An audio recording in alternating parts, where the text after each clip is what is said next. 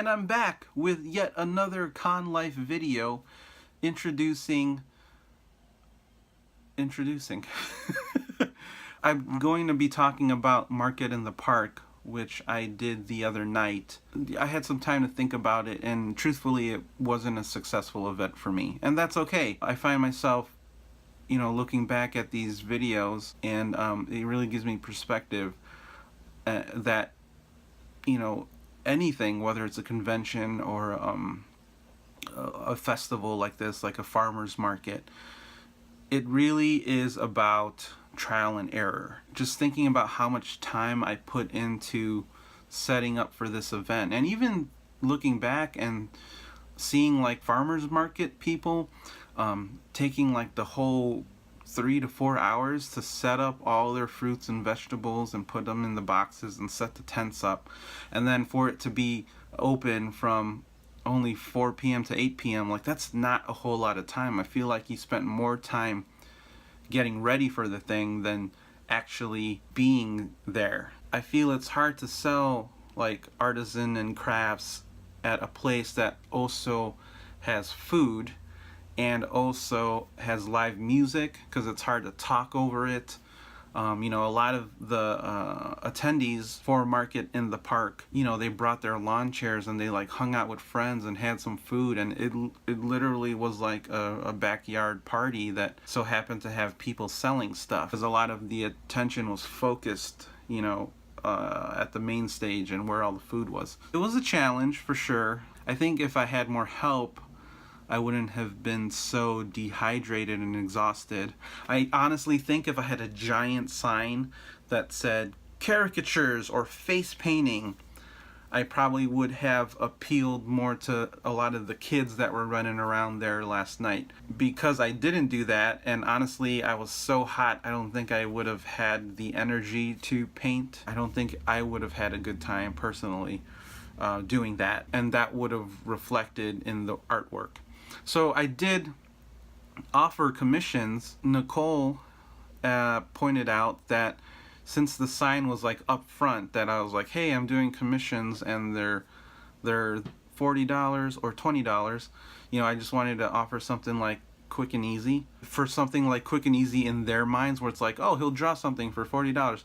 But I think people saw that right away and they thought that was the cost of everything, because I had a variety of products, from the greeting cards, which were only $1, and like prints, and then the framed art, and then my books. People were hesitant to walk in, so you had to address them and be like, no, you can come and check things out. Because I think the sign was up there, I think it was more of a deterrent than a welcoming factor. Trial and error, you try things out, but I kind of like what I was offering, so maybe I'll try that at an actual convention. So you get things from shows, whether the experiences were not fruitful. I was just really hot and sweaty, and I had to set the whole thing up by myself. And as you can see, when we take down, it was a lot easier. But like, also the farmers market people, the guy who had like all the fruits and vegetables and stuff, he was tearing down like at 6:37 and he had just been, and he spent all that time setting up. So I felt like I had a similar experience where I took the time, even the night before with prepping, I took the time to get everything together, and hoping that it would be something that attendees were interested in. And looking back, I think they were interested in the social gathering aspect of it. I was invited back if I wanted to try it out again. I thought about it. I probably won't do it just because of how much setup there is, but I was really grateful that they wanted me to come back. Take a look at what Con Life was like yesterday. It wasn't as successful as the last 2 shows I did, the 2 Mighty Con shows, profit-wise, but I learned things, and that's sort of the whole reason that I'm showing you this behind the scenes of what it's like, setting up and tearing down and all the little moments in between. Really glad that I'm doing this, because it just goes to show that I need to have more fun at these kinds of events, even when it's hard and you're like not making money and you're sweaty.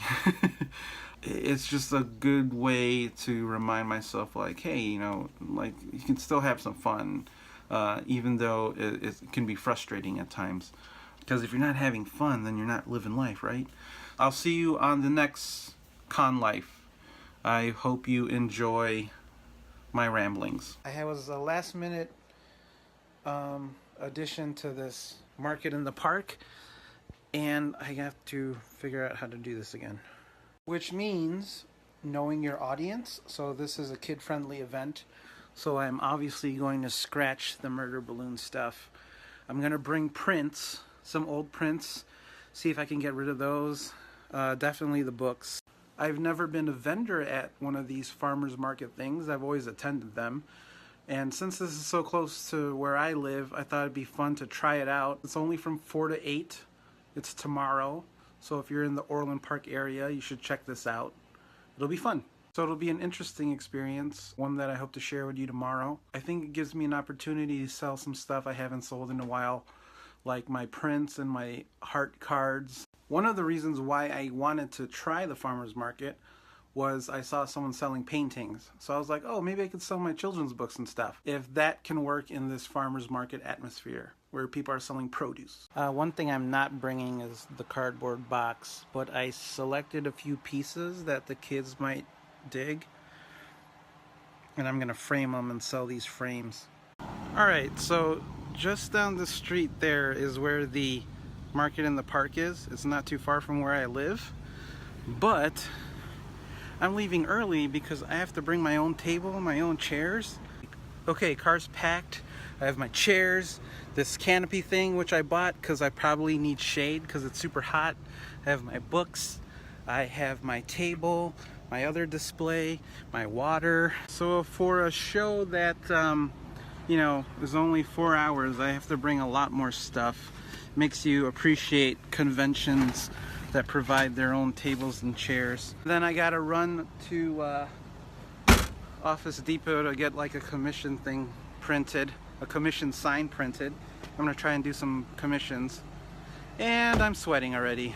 So they want us set up by a certain time, so I'm giving myself those 2 hours because I don't know how long this is gonna take. Awesome, the file was not on the flash drive. Shit. Okay, there's my spot. Here's all my stuff. It's still pretty early, but I need all the time I can get. Look, she's putting it up by herself. Okay, this says sets up in 4 easy steps. Let's give this a go. It's already standing by itself, but I think I need to move all this out of the way. So I'm gonna do that first. So you basically walk around, grab each corner, stretch it out until we get to, oh, there, that locked. Then to the next one. And then, yes, I think I did it. I think I did it. Oh my God. What? I am drenched in sweat. Holy cow, it's so hot. But it's coming along. I'm going really slow though, taking my time. Half hour until we open. Cool thing is that the train line is right there, so people coming home from work head straight into Market in the Park. People getting home from work.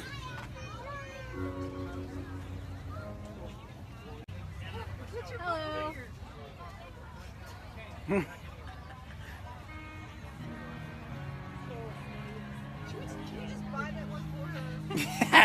$1, please. What is this? Yes, Gavin, you cry. 3 pillows. Oh gosh. And you went from the first 3 beats. Yes.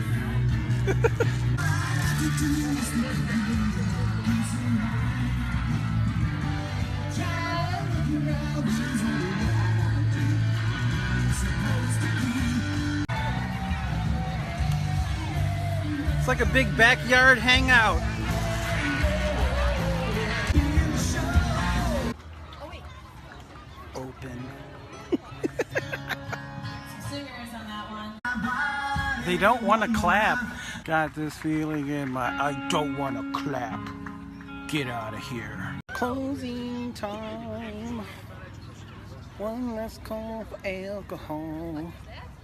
Cause I need some tequila shots.